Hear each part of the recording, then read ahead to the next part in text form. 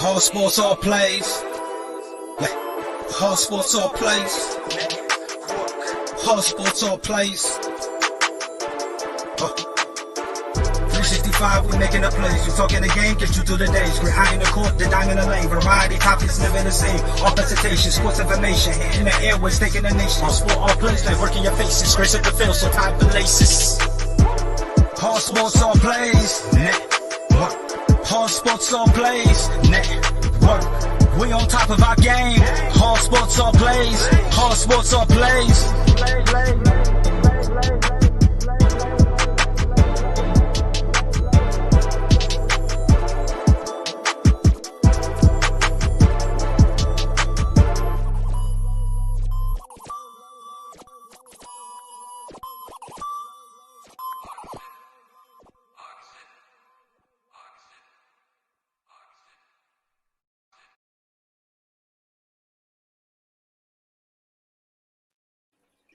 Hello, everyone. This is Nate the Great coming to you live from the All Sports All Plays Network.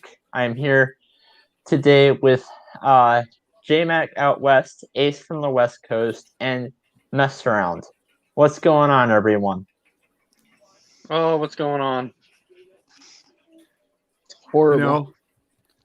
Horrible. Yeah, Dave. I bet Dave's thinking it's horrible right now. Oh, Tell you what, it's been a fantastic night. That's how I felt after yesterday's Broncos game. Yeah, I mean it's been a pretty great night. I got to admit that it's been good. Yeah. Yeah. For you Packers fans. Mom, we have a question. All right, so today's show is being brought to you by Suzanne Paparazzi Jewelry. All products are lead and nickel free. All products are $5 special offer for free for HS4 viewers. Free matching earrings when you buy a necklace. Order now at paparazziaccessories.com.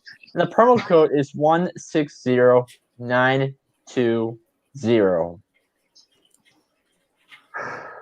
Okay. Well, hey, Nate, I'm going to say just to touch on that there for a minute. Like, don't forget, guys, the holidays are coming. You got to get something for your lady. Get on that website. Get some bling. Make them happy. You got to keep them happy while we're doing this. We all got to do it too, right? So you'll be helping a couple people out. You know. Okay. Get that done. So, okay, so today's game, the Rams, Hey, how would you win? Hey, Nate, let me ask you a question. So if you were a viewer of this network and you wanted one of those awesome T-shirts right there, how would you win one? How do you win one, Nate? How do we do that? Like, follow, share the page, send whatever questions you have your way. Do like what Brandon Herrera has been doing nonstop with all of the comments coming in. I'm surprised that he hasn't sent one today, right now, actually. But just like, comment, and share the page. All we ask. The post.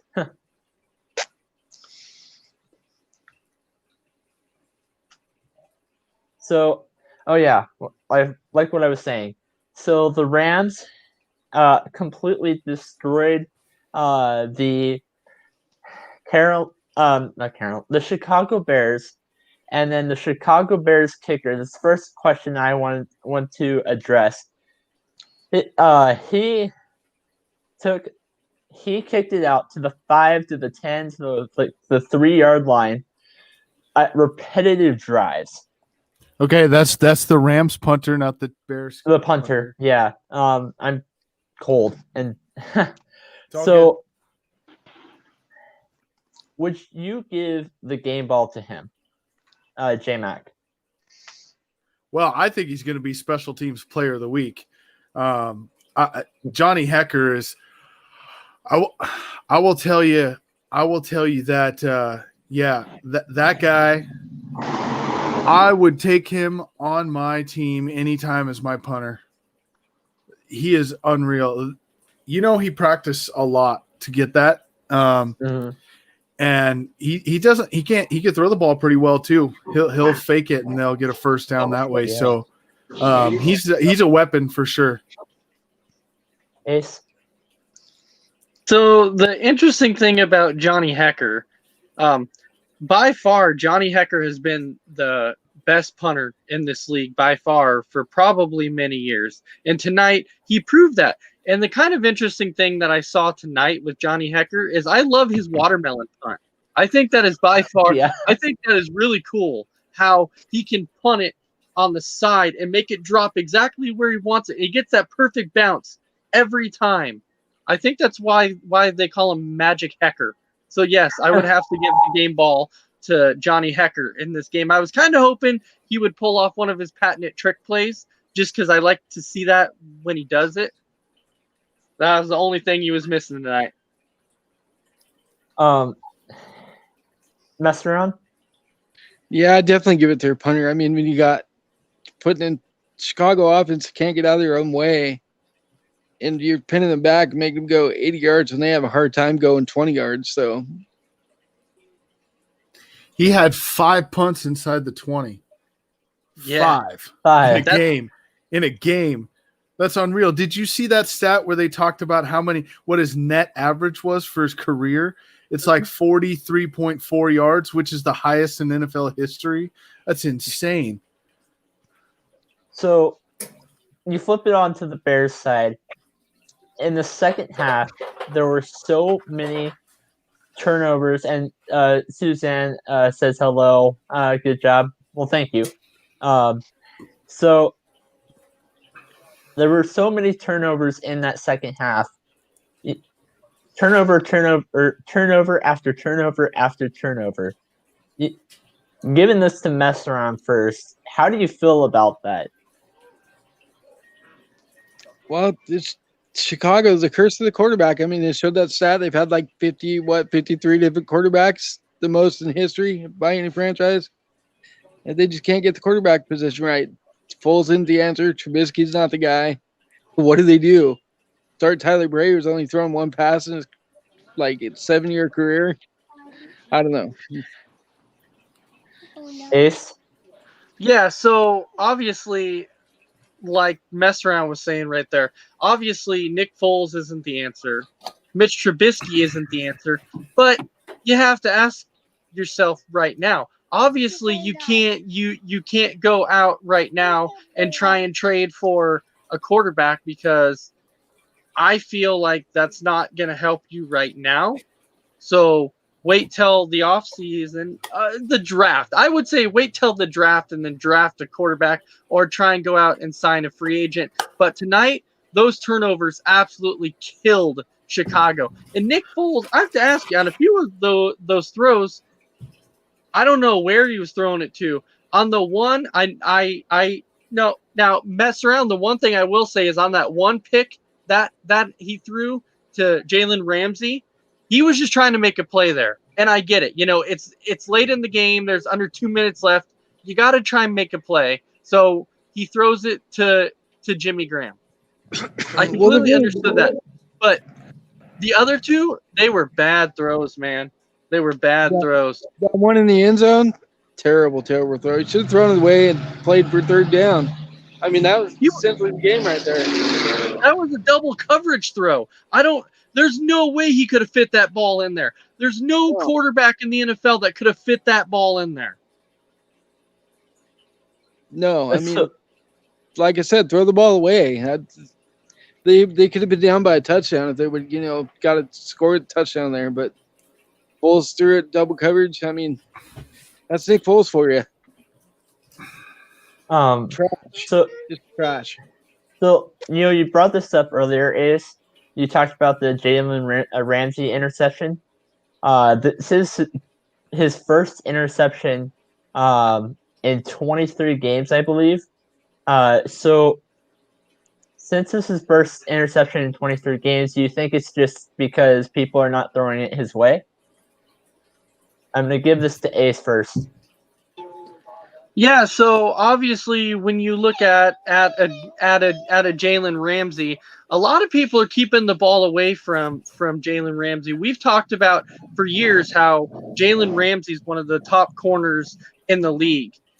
And Jacksonville knew it, but the problem is that he wasn't getting along with management in Jacksonville. So they had to trade him away. Was that dumb? Yeah, obviously. But Jalen Ramsey showed tonight and this season why he's one of the top corners in the league. Guys just don't throw at him. That's why. But well, they're not going to throw at him. And do you blame him for not getting along with management in Jacksonville? I mean, they started Blake Bortles for 5 years. Think about that for a minute. 5 years they started Blake Bortles. Trust me, I get it. And then they go out and try to better the quarterback position. So then they sign Nick Foles. Like, congratulations. And then, you say what you want. The problem in Jacksonville is it's really never been – they've never had a great quarterback to back up the rest of the team. So Ramsey wanted out. He got out. So did Boye. So did everyone on that defense, and you can't blame them. Masteron? Yeah, he's definitely one of the best in the league. And like J-Mac said, he wanted out. He got out. The Rams saying, like Ace was saying, the Jaguars are smart for getting what they got for him because he wasn't going to resign there. I mean, he wanted out. It was obvious. So they did the smart thing. They got some picks for him, saved some cap money. Did they do anything with it? No. So, yeah, that's all I got to say about that one. Another guy that hasn't been used as much as people would probably expect is Chicago Bears wide receiver Allen Robinson, I believe. He got 4+ catches in 3 straight games, but before those 3 straight games, he only got 1 game in the past 20, I believe, that were 4 or more catches. So, do you go to him more, or do you, or is there like some sort of better option, Masteron? It's not a lack of going to him because they throw to him plenty. The problem was he's matched up with Ramsey all night long, and Ramsey shut him down. It's plain and simple. And they have really nobody else to throw the ball to. So it's a little bit of both. They need some more guys to step up and make plays. Hey, I'll tell you what, though. That was a heck of a catch by Anthony Miller in the middle of the field. Yeah. I mean, that guy could be something if he can stick around. If they can get him a guy to throw the ball to him, I think is the problem. But you know which catch I'm referring to. Did you watch the game? You watched the game, right, Dave? Oh, yeah. Yeah, Anthony Miller, that catch in the middle of the field that they first called incomplete, and then they had to go back and look at it again. The one he caught with one hand in the middle of the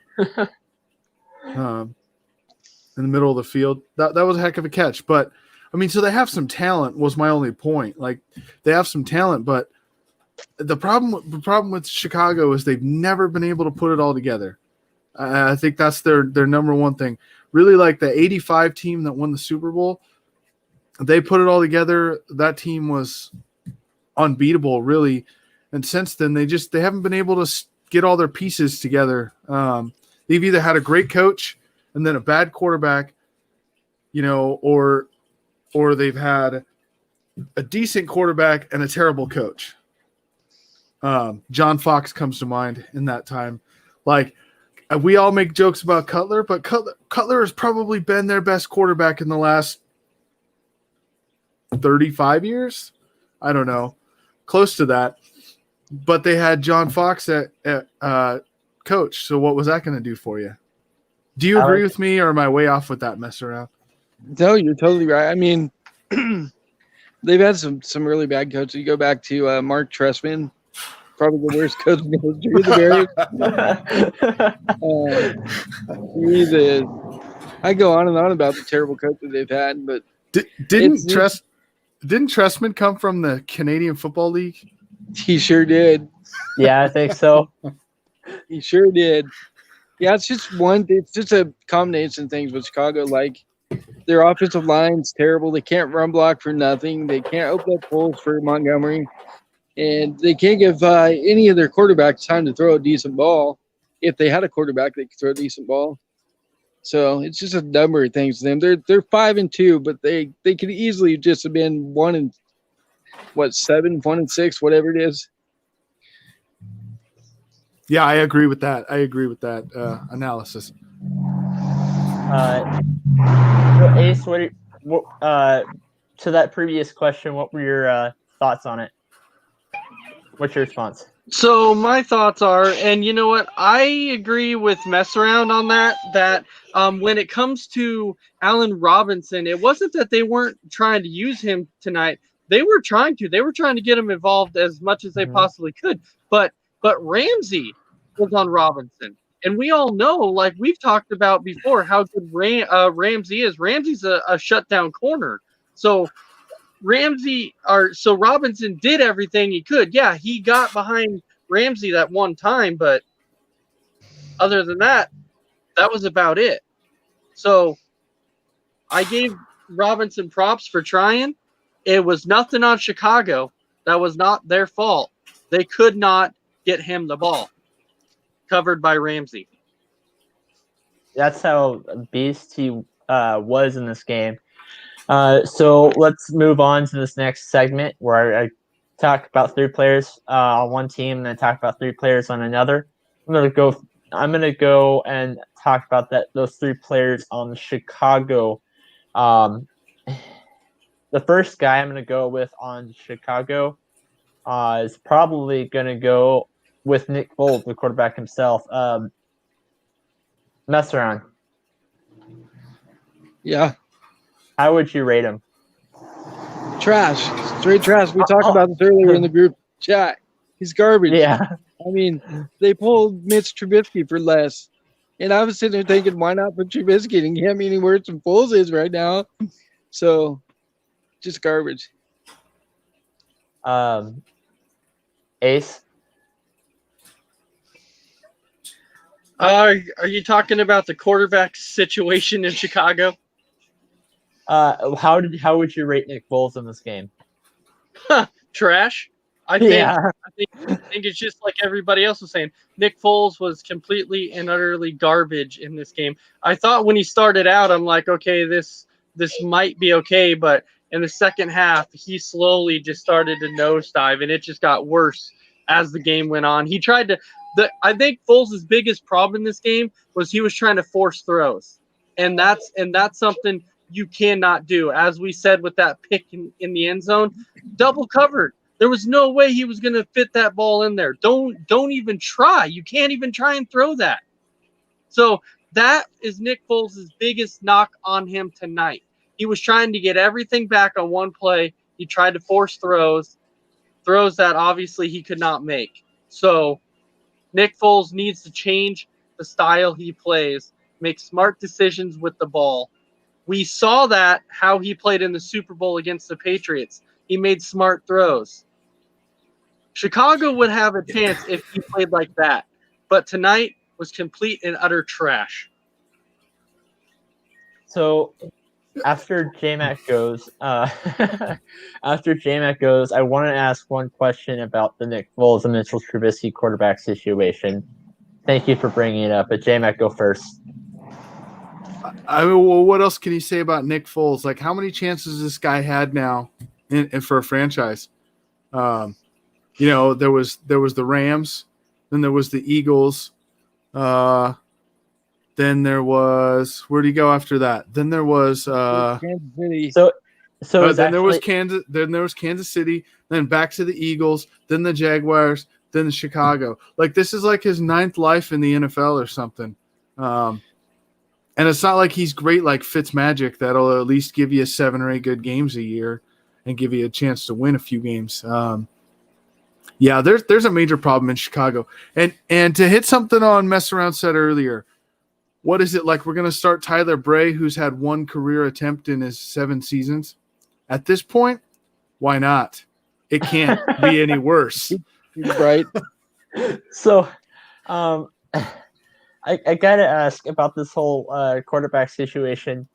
Do you think that the head coach and Matt Nagy made a very bad choice when it comes to starting Nick Foles in the past couple of games? Do you think he should have had Mitchell Trubisky until about week 15, maybe week 16 in the season, and then start Nick Foles then?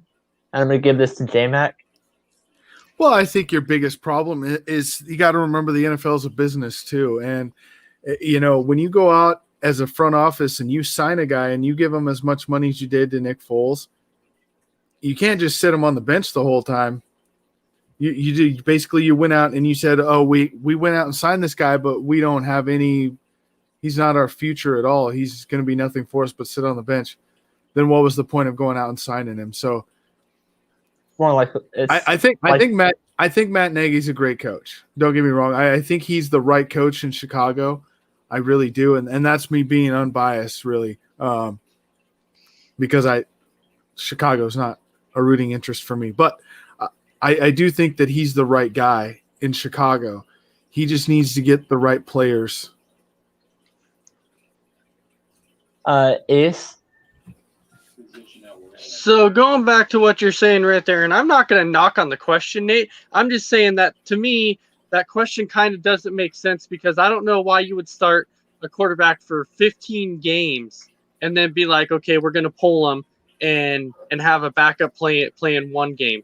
That wouldn't make any sense to me. I don't know why you would do that, barring an injury. So if you're going to play a quarterback for 15 games, you got to play him for 16 games. But as we've seen before, Nick Foles is not starter material. Nick Foles is the guy who's going to come off the bench. That's what he does. Mitch Trubisky, obviously not starter material. So right now they got to figure out exactly how this is going to work. And Matt Nagy, I think he'll figure it out. I don't know at this point in time if the way that the Bears defense is, they're playoff material on defense. Their offense is trash though, so they're not playoff worthy on the offensive side. Defensive side, yes, but if they can figure out the quarterback situation, which we know how that is in Chicago, they have a horrible time with that. That'll leapfrog them into actual playoff contention completely. They're sitting at 5-2, so they're not having a horrible year. But mess around, your guys' quarterback is completely screwing you up this whole year. Just saying. You're not wrong. You're not wrong at all. Ace and I talked about this a lot before the Bears made the deal when they were out looking for a quarterback in the offseason. And when news broke they traded for Foles, I said it was a bad deal. I did not want Foles. And I didn't want – I think I would have rather had Cam, but Cam's trash too. So, but yeah, I would have given Mitch Trubisky at least 7 games to see if he's anything, and then go to Foles. I told Ace this too, that I thought they pulled Trubisky too early in that Falcons game. He had that one bad throw, and then he yanked him. And another thing is that Matt Nagy is probably the guy as a coach, but when it comes to play calling, he's just terrible at play calling. 4th and 1, you're going to run the ball with Patterson? Come on. He needs to let go of the play calling duties and give it to someone else. Okay, Ace, hold on 1 second. Yeah, so going back on that for a second, Master, not only was the play call bad on a 4th and 1, but you're going to call a 4th and 1 on your own side of the field? Like that's what got me. You're on your own. It's like your own 41. And it's like a 4th and 1. I'm like, why are you going for it? That doesn't make any sense. Yeah, I was kind of caught off guard with the whole going for it too. But if you're going to go for it, you're not run the ball outside with Patterson. Really, like, just dumb, just all around dumb call. Punt it, let your defense play. Try and make the Rams make a mistake. Their defense at this point is their offense. Well, so go with me on a little trip here for just a second. Okay. we talk about all these teams that have had good players in the past and have done nothing with it. Mess around. Can you name off a few receivers that Chicago's had that if they had better quarterbacks, they would have been the top receivers in the league? I can think of 3 or 4 right now. Yeah, you're probably Jeffrey, Marshall, Robinson, a guy like Johnny Knox when he was there until he got that career-ending injury. They've had quite a few good receivers. Curtis Conway. Yep. Uh-huh. I mean, they've had these guys that are, Pro Bowl, All-Pro type wide receivers, and they got no one to throw them the ball to. And that's been Chicago's problem. It's been a quarterback problem forever. So the next, we kind of got off guard with that topic, but the second player that I wanted to talk a little bit about, how would you rate him when it comes to this game for Chicago? Is Jimmy Graham, their tight end. J-Mac? Washed up and old. I knew you were going to say that. Mess around. I think they need to do more with him in the red zone. I mean, they took him out on the play where he threw the double coverage and got the pick. Jimmy Graham's a great red zone target. You do not take him off the field in that situation. Leave him in there. 5 years ago. Stupid. Still, even today, he's still a good red zone target. I mean, that's all I'd use it for, honestly. I'd start that Kimmett guy and use Kimmett more. Ace? So, mess around. I want to go back to what you were saying right there, that Jimmy Graham was a good red zone target. We talked about this when Chicago signed Jimmy Graham. Jimmy Graham came out and made the excuse saying, "Oh, I never got a fair chance in Green Bay. The tight ends were never utilized in Green Bay." What? That is complete horse crap. Especially look at this year, man. We have a Robert Tonyan who's got 6 touchdowns on the tight end side, and you're going to tell me that the tight ends wasn't utilized? It's Jimmy Graham. He has lost a step. He had slowed down. Jimmy Graham is not what he used to be. You need to look at somebody else besides Jimmy Graham. He's definitely not the answer at tight end. No, that's why I was saying they need to play Kimmett more. I mean, Graham's, he has lost a step, but he's still a big body tight end target in the red zone.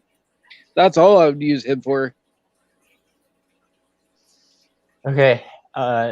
So the third guy is Akeem Hicks, a defender off the Chicago Bears. Messner, how would you rate him in this game? Was that directed to me? Yeah. Okay. Too many penalties, man. Too many penalties. Other than that, I thought he played a good game. I'd give him about a B. Oh, Ace? Penalty-wise, I got to go with exactly what Messron said. Penalties are going to kill you every time.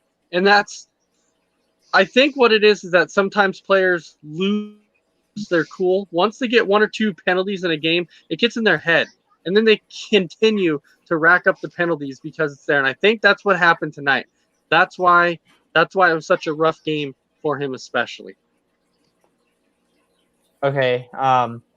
So that transfers. We're done with talking about the Bears side until another game. But now to talk about the Rams. First guy I want to talk about is Aaron Donald. How would you say he did in this game? Woo! Who's going first? Ace. My man, Aaron Donald. If you remember at our Labor Day special that we had, I said Aaron Donald was going to get Defensive Player of the Year. Yeah, Aaron Donald didn't get any sacks last week. And like they said tonight, it's very rare that Aaron Donald goes 2 consecutive games without getting a sack. Yeah, the first half was a little bit rough for him, but that bad man took over in the second half. Aaron Donald is one of those guys that even if you double team, look at that stat that they showed tonight, man. That guy is double teamed on so many snaps, and you still can't block him. You can't stop him. He's a beast. Aaron He's Donald played out scary. tonight. I mean, so is Khalil Mack, but he's like scarier. J-Mac. What can you say about Aaron Donald? I mean, that hasn't already been said. The guy they'll put two guys on him, and he throws them both back into the backfield and still can get after the quarterback. I mean, this guy, everyone talks about Khalil Mack, and I'm not saying Khalil Mack's not a good player, but Aaron Donald is the best defensive player in all of football. And it's I don't even think it's close, honestly. Aaron Donald is a defensive tackle, and he does the things he does. Aaron Donald is just he's a Hall of Famer. I'm gonna go out and say it. It doesn't matter. It doesn't matter how long he's played in this league. He's gonna be a first ballot Hall of Famer when he retires. Okay. We're gonna give this to mess around, and after that, we're gonna give this to mess around, and after that, we're gonna pause for a little break with the NAD. Okay, so I was with Adam on that whole Defensive Player of the Year award when we were talking about back in the spring. But yeah, this guy just wrecks the whole game plans for offenses. I mean, I don't know if you remember when they were backed up on their goal line, Foles dropped back. He didn't have enough time to step into it, had Mooney wide open, and that was because of Aaron Donald. I mean, if he has time to step into that throw, he probably hits that, and it's a different game. But Aaron Donald, man, game changer, game wrecker. Yeah, so the interesting point about this is I was so confused about why most of the night on Chicago's running plays were they running the ball towards Aaron Donald. I was so confused. I'm like, why are they running the ball towards Aaron Donald? Like, that doesn't make any sense at all. Why don't you run away from him? It's like Aaron Donald was like a magnet or something, while the running backs were just going towards him, and it was confusing. So, that being said, let's say for a second that you are not that lucky guy that gets the free t-shirt for a month, but you still really want a t-shirt. Now, yes, we're doing that free t-shirt thing every month, but you can get your ASAP t-shirt today for $25 plus shipping and handling. Now, Nate, did you say $25? 20. Did you say $25? $25? Yes. 25. 20. Yes. $25. Plus shipping and handling. That's all it is. $25. I've spent more money How than many that of y'all on things. go out to eat fast food? Just saying. Yes. Yeah. And how many of you guys go out to eat fast food on a weekly basis? I would say probably 2 to 3 times a week. So with that money you're spending on fast food, just think you can get one of these awesome shirts. You can walk around town. You can advertise it. You can make All Sports, All Plays Network look awesome, and you can say you are repping All Sports, All Plays, man. There's a few analysts on the show that don't have them that are getting the shirt soon, so you'll look just like us. You can feel like you're part of the network. All you got to do is even if you want to win a free one, just comment. Right now, Brandon Herrera is running away with that, so you got a ways to go. But comment, like, comment, share, please. We want to see it all. Okay, so that being said, we're gonna go back to the Los Angeles Rams roster and talk 2 more guys, and then ask a few more final questions, and then we can close it up for the night. And I'm gonna bring up this guy, and I was kind of studying your fantasy team a little bit since I played against you this week, J-Mac. And I'm gonna talk Cooper Kupp. How did you think he did during this game? I mean, Cooper Kupp played a good game, but I think that the thing with the Rams is you get up, you're up 21. You don't want to throw the ball a lot. You don't want to make mistakes. You don't want to turn the ball over, and it makes sense. And so when you're up by 3 touchdowns in the third quarter, you're going to start just throwing little screen passes. You're going to start handing the ball off, and all that makes sense because that's protecting the ball. So the other thing about the Rams is how many weapons do they have on offense? Can we count the number of guys that they have to throw the ball to? So it's always a risk taking a playmaker for the Rams on your fantasy team, and we all know that when we do it. So I don't think he played a bad game. I don't think he played a bad game at all. Ace?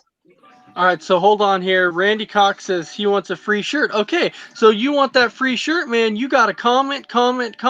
Just keep commenting. Keep them going, man. You got to catch Brandon Herrera. Okay, so going back to what Nate was saying with Cooper Kupp, obviously Cooper Kupp on this Rams team is one of their dangerous weapons outside of Robert Woods. So you have Robert Woods and you have Cooper Kupp. People think that Robert Woods is the first option. However, if I have to, I'm looking at Cooper Kupp, man, because this guy can beat you in many different ways. He can beat you on an end around. He can beat you in the slot. He can beat you outside. He can beat you outside. He can beat you inside. He can beat you in the slant. Yes. Okay. So yes, he can beat you everywhere. So tonight, the game plan with Cooper Kupp, they did what they could to try and get him the ball. But it was tough because, like we said, the Bears' defense is no slouch either. So you got to give them credit. So they had to be creative and find ways to get Cooper Kupp the ball. And once, like J-Mac said, once they were up by that certain amount, they didn't have to throw it anymore.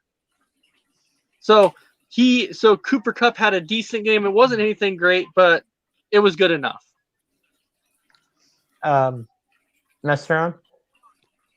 Kupp made a few good plays. He had a couple good plays, but they didn't really need him tonight. I mean, they got so many other guys involved, and that's the way they usually play it. It's not just one guy for them. There's several, like you guys are saying. So, and they had to run the ball a lot to protect that lead, like you guys are saying too. So, he had a good game, an okay game. And then the final guy I'm going to go and ask before we do the final questions. I'm just going to go with their quarterback, Jared Goff. Ace?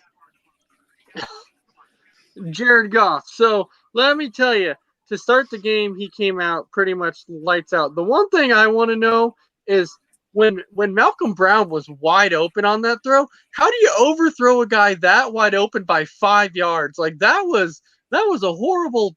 I'm looking at that. I'm like, holy cow! I was like, I could have made that throw, and I'm not an NFL quarterback. I don't know too many people who would have missed that throw by 5 yards. Other than that, that was probably Jared Goff's worst throw of the night. But other than that, if I had to rate him.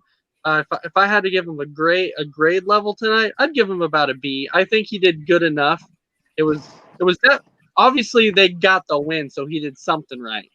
So I would go ahead and I would give him a B. He did good enough to get the job done.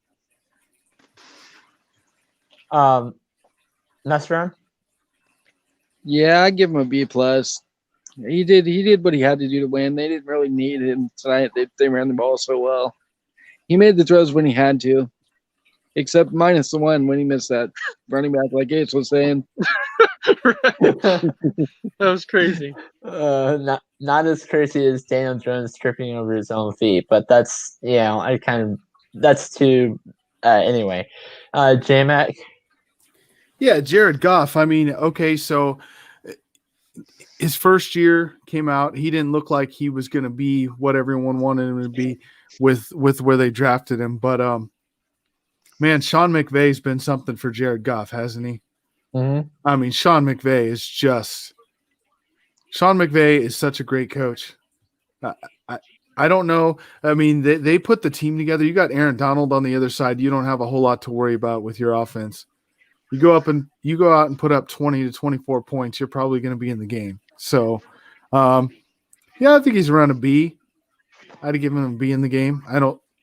Nothing spectacular, but he didn't need to be spectacular. So, And Randy says B plus as well. I think that's something that we're all agreeing on. Some last couple of things that I saw in this game that I just wanted to point out here. Do you realize that this is the first win not in the NFC East for the Rams? They are 1-2 against the team not in the NFC East. It tells you how bad this how bad this NFC East division is. J-Mac. well, I mean, I get what you're saying, but it's kind of a victim of, scheduling. That's not really something a team can control. You beat the teams you're supposed to beat. So they beat the brakes off every team in the NFC East, and if they're a legit contender, they should. So I don't really see, you could say that about them, but they came out tonight and they beat a 5-1 Chicago team. Let's not forget that. Everyone's talking down about Chicago, but they were 5-1. They're 5-1 coming in this game. They beat the Buccaneers, by the way, and so they're 5-1 team. They beat a 5-1 team tonight, and they beat them pretty handily. So, let's not talk too down about them, but yeah, they did what they're supposed to do. Ace? I agree. It comes around to the whole scheduling thing. I've said it before, when it's came to teams that are undefeated, and I've said, well, who have they beat? But in the end, it's not really their fault. They're not the ones who go in and make the schedule. And who even would have thought at the beginning of the year that the NFC East would have been this bad? Nobody was expecting the NFC East to be this bad. Maybe not quite. Okay, maybe not quite this bad. Not this bad. Nobody expected the NFC East to be this bad as they are right now. People thought that the Cowboys were going to be competitive with the roster that they had.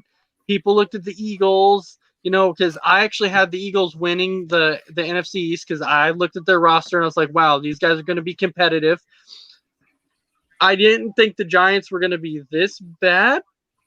I did. I didn't. No, I didn't think they were going to be this bad. I knew they were going to be bad, but not this bad. Like, I had them pegged to go 6-10, not as bad as they're playing now. And then for the Washington football team, let's not forget that defense that Washington has, they're no joke. That Washington defense is legit. They are building a defense. You got to look at, they have a Chase Young, a Montez Sweat, a Kerrigan. We all know that they lost Landon Collins, but that doesn't matter. This defense is getting vicious. They're going to only get better as it goes along. So is it really the Rams' fault? No. And actually, come to think of it, I don't think they played Washington yet. Yeah, they have. They won 30-10. Have they? Yeah. Okay, never mind. They have. I couldn't remember what NFC East. I think they played them all then. Yeah, they have. I think. Okay, yeah, they beat them all. So yeah, it's the NFC East. Doesn't matter. They beat them all. Their record is what it is. They're sitting at 5-2. Give them credit. Mestron? Yeah, it's like you guys said. You don't get to pick your schedule. You don't make your schedule. So, and in fact, somebody from ESPN before the season had the Cowboys winning the Super Bowl. So, and another one was they had the Eagles going 6-9-1 and winning the division.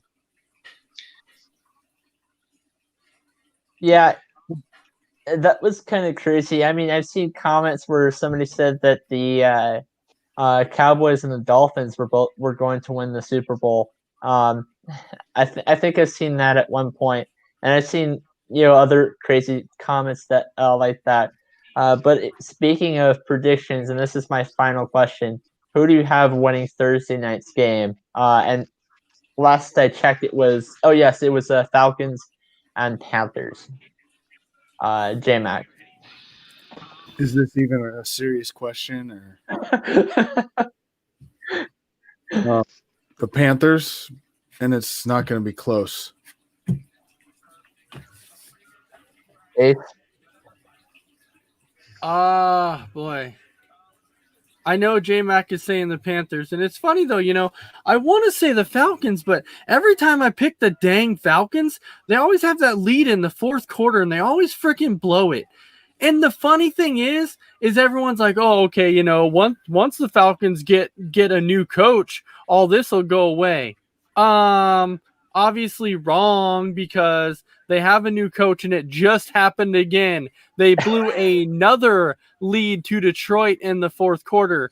And I'm starting to think maybe it's just Atlanta teams in general.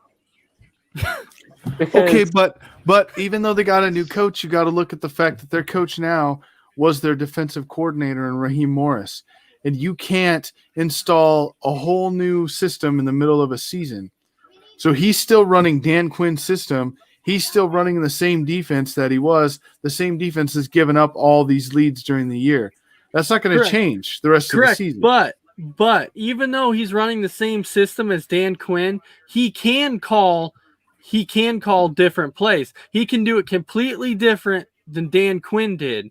Dan Quinn was always, instead of him trying to run out the clock, like we know how that went in the Super Bowl when he decided to pass instead of trying to run out the clock. That's been the Falcons' problem. And he's now like, oh, Dan Quinn, he was doing so good. So I think I'm going to take after him, and I'm going to continue to do the things that he did. And obviously that didn't work out for him. Yes, the Falcons they won their first game under Morris, but then they lost their second game in a bad fashion again. So now it left that sour taste in your mouth after you're like, okay, who would have thought? A new coach?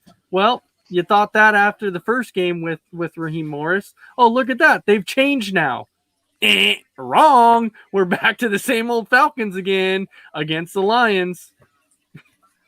So Todd Gurley will be the first running back in NFL history to score a game-losing touchdown. I saw that. Think about that for a minute.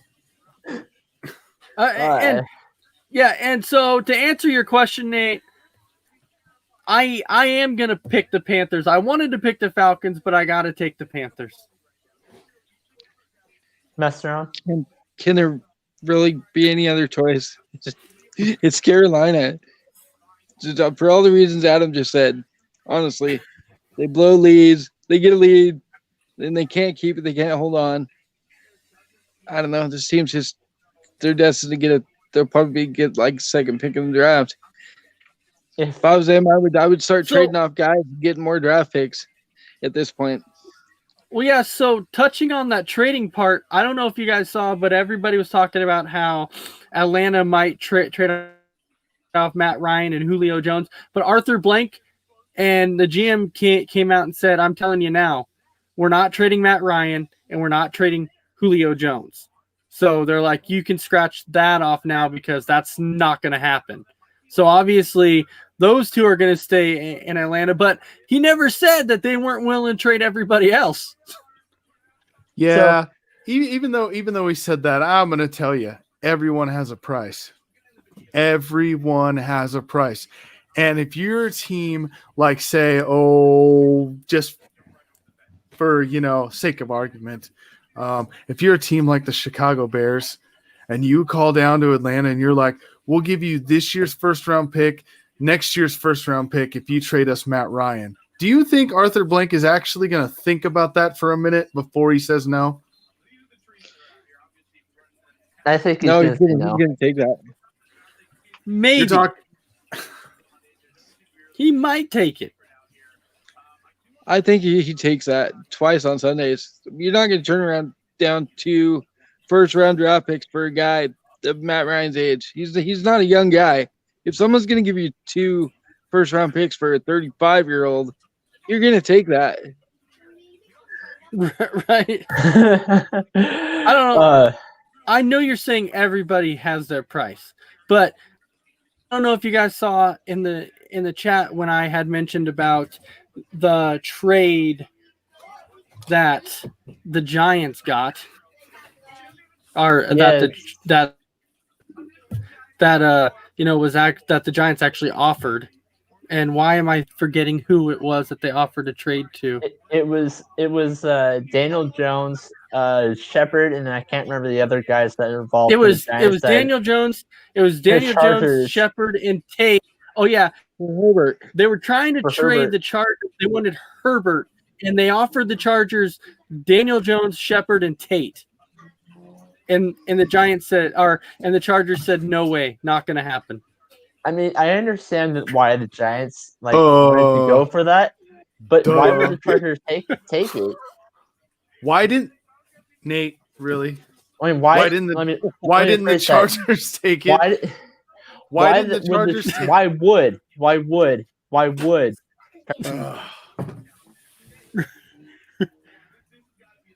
Daniel Jones was 20 yards from anybody running on the field and fell down. I don't even know what that's why they didn't take it. So I want to answer this question really quick. So this was actually from Amy, and she asked, how about those Jets, and why do they suck so bad? Is it the coach? Hey, we've said it for a long time. We've come out and said forever that Adam Gase is a horrible coach.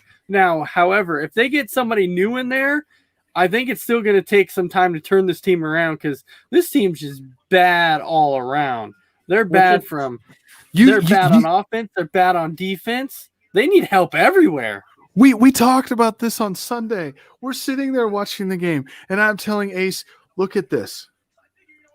The Jets played their best game of the year defensively, and they still lost by giving up 6 field goals. They didn't even give up a touchdown, and they still lost the game.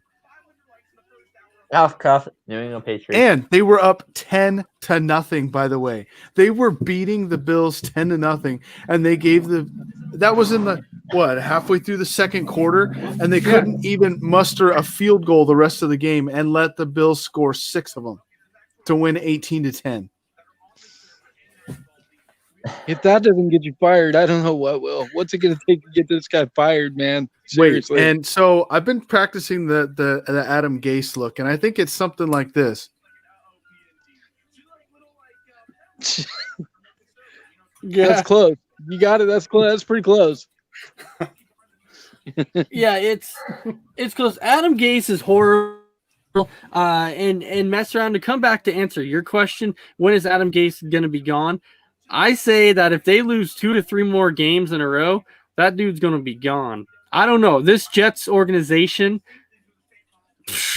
they've kind of been trashed for a while now. They haven't really made a lot of smart decisions. So I don't know. I don't know what to say.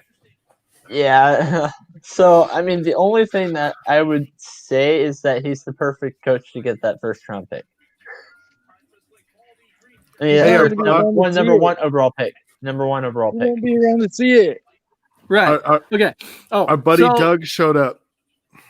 Yeah. So before we, I actually have a question for you guys, and I'll tell you what, I'm not a Skip Bayless fan at all. We all know how I feel about Skip Bayless. I feel like the guy's definitely a big homer. But he made an interesting point today. On Undisputed, he made an interesting point, and he said, he's like, if I'm Jerry Jones right now, what I'm doing is I am tanking the rest of the season. I'm going 2-14, and then what I'm doing is I'm going out and I'm drafting a Trevor Lawrence. And Skip Bayless is saying, and I believe, and Skip being a Dallas fan and being a Dak fan is saying that he truly believes that they are going to tank the season, drafted Trevor Lawrence and move on from Dak. What is your guys' opinion on that? Do you think that Dallas is going to tank and draft Lawrence and move on from Dak? Because with the way that Dalton's playing right now and the other quarterbacks for Dallas are playing, Dak's stock is only rising at this point in time, obviously. So Yeah, but what's he going to be like coming back from that injury? And that's a big question. And I think that he's not completely wrong. Look, I'm not going to lie to you. I don't think any NFL team ever tanks on purpose. I think they have way too much pride. They all make way too much money. They're not going to lose on purpose. I don't see that happening. But I will tell you that it's not a bad idea because, again, what is Dak when he comes back from that injury? And yeah, of course he's worth the money right now with everyone else that they have. But what if he comes back and play bad? Like, are you going to make that jump and give him that long-term deal coming back from an injury like that? What do you think about that mess around? Well, here's the thing. Even if they do tank and lose the rest of their games, they're not as bad as the Jets. So they're not going to end up with the first pick. So they can lose all they want the rest of the year. They're still not going to catch the Jets. yeah, but we don't know though if the Jets would go for Justin Fields or Trevor Lawrence because Justin That's Fields true. is also up there too. That's true. And my thoughts on that is, I think Dak Prescott's not the problem with Dallas. Dallas, I think it's the head coach, obviously, and I think it's that offensive line. No, we're And not that saying defense, that. obviously. We're not saying that Dak's the 100% problem. Dak is a problem. He's not, and I'm not saying he's horrible in any way, but Dak's problem is he's not a deep ball thrower. He cannot throw a consistent deep ball. Dak Prescott is what you would call Mr. Checkdown, pretty much, because he likes to throw short. That's a problem. And so if you get like a Trevor Lawrence or Justin Fields, they can throw deep. They can throw it anywhere. So I think that's the point is if Dallas, let's say Dallas finishes 2-14, do they move on from Dak and do they draft a quarterback? Well, that's a good question. I don't know. Are they going to want to pay him? I don't know. I don't That's think just they it, should. too. I think Did if they Dak- get that, I Go think ahead, that man. if they get that number 1 overall pick, I think they should use it on an offensive line or a defense. Well, the thing with Dak is he overvalues himself. He thinks he's worth so much, like he's an elite quarterback, and he's not. He's never going to be elite. He's going to be a middle of the pack quarterback, and he shouldn't be paid like elite like he wants to be. He screwed himself out of money by trying to get that elite money. This is a joke comment that I'm about to make, but anyways, if they tank and they draft Trevor Lawrence, if Cowboys draft Trevor Lawrence, they probably should trade Dallas to Atlanta, start Matt Ryan for the first 3 quarters, and then start Dak for the 4th quarter. I'm sure. Yeah. Okay. I just had to show J Mac this because he's not going to be surprised at all.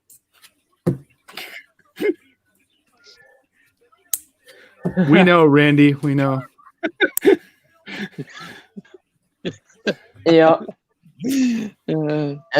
I get why they're surprised, but I mean, I think that I agree. No, you know with what? them. I was gonna stay quiet, but I can't. I'm sorry, I can't. Randy Cox, I know you're watching, so I'm gonna tell you something. Remember when he first started playing, he played in the preseason, and you're like, oh, this guy's the future of Dallas. And I'm like, it's preseason, bro. Slow down. Then he played good in the regular season. And I said, it's regular season. Let's wait to the playoffs. Went to the playoffs. Didn't do anything. Then played good the next year. I'm like, okay, but what's he going to do in the playoffs? Again, nothing. Then he held out to get more money.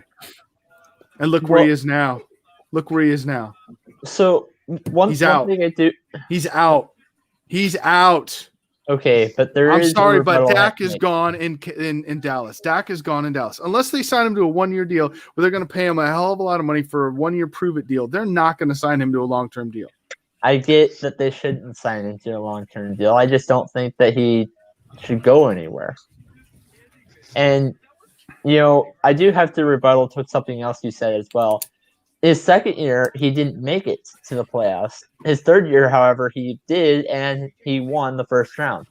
Nobody cares, Nate. So Nate, that was correct because his second year, Dallas did go 7-9, and they did not make it because they went 7-9. They were playing the Oakland Raiders, and it was a Monday night game. And if everybody can remember this, and I'm sure they will, because there was a big debacle. It was called the postcard game. When Yes. when the ref took the postcard and they stuck it between the football and the first down marker, and they called it a first down. That was that game. That was the big postcard game, and that was the game that Dallas lost to basically end their season and move to 7-9. Hold on. So you know what, Mr. Cox? I'm gonna also tell you this. Do you know who the Cowboys lost to last year? Since we're speaking about the worst team in the league, that's Jets. right. With Dak at quarterback, they lost to the Jets. I want you to remember that. Okay. So I'm gonna close this off. But before we close this off, I'm gonna say I have the Panthers winning this one as well as everybody else does. We're gonna go J-Max, then Ace, then mess around. What are your last few comments about either tonight or Thursday or whatever? J-Max, what's go? Tune into the Sports Minute on Wednesday. We got a very, very hot topic to talk about. I'll give you a little preview right now. I will ask you all a question, make you think about it till Wednesday, and you can hear us talk about it. If our man Larry Fitzgerald played with the same two quarterbacks that Jerry Rice played with in Joe Montana and Steve Young, would he be the greatest receiver of all time? Think about that, and we'll hit you up on Wednesday with it. Ace. All right. So first of all, mess around. It was great to have you back again, buddy. It was great to have you back. And Nate, it's great to have you on the show as a moderator. Thank you again. And for everybody else out there, especially for Randy and Doug and Brandon Herrera, I want to thank everybody for commenting. We love the comments. Keep them coming. Maybe you can win that free shirt. And don't forget, too, our sponsor, Suzanne Paparazzi Jewelry. So you can go out there and order that, too. But please order some merch. We need that done, and I hope everybody has a fantastic, fantastic night. And let's get to Thursday so we can watch some football. Okay, mess around. Yeah, I'm just gonna throw a little crap your way, Nate. So the reason we lost this game is because we played in a dome. You guys said you lost because you played in the snow. He Anyway, played THREE snow games. I spelled it out for you. Do you want me to sign Wait, it in hold Spanish? on. I think I missed something. Did he just say Denver lost because they played in the snow? That's Yes. what he said. Well, no. Yes. Have you Okay, been no, to Denver? No. You see all They those lost things around badly Denver because they that have lost snow badly. on top of them?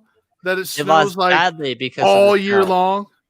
They would have lost. All They right, would all have right. lost by maybe 10 points if it wasn't. It didn't I matter. think Snowing Patrick now, Mahomes we would have get had a that. better game. I'm walking off, too. Okay. Yeah, no. All right. So that concludes all of our. That concludes yet another episode of Monday Night Post Show with Ace, J Mac, and Nate.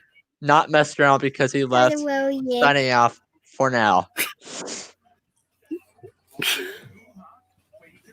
Oops.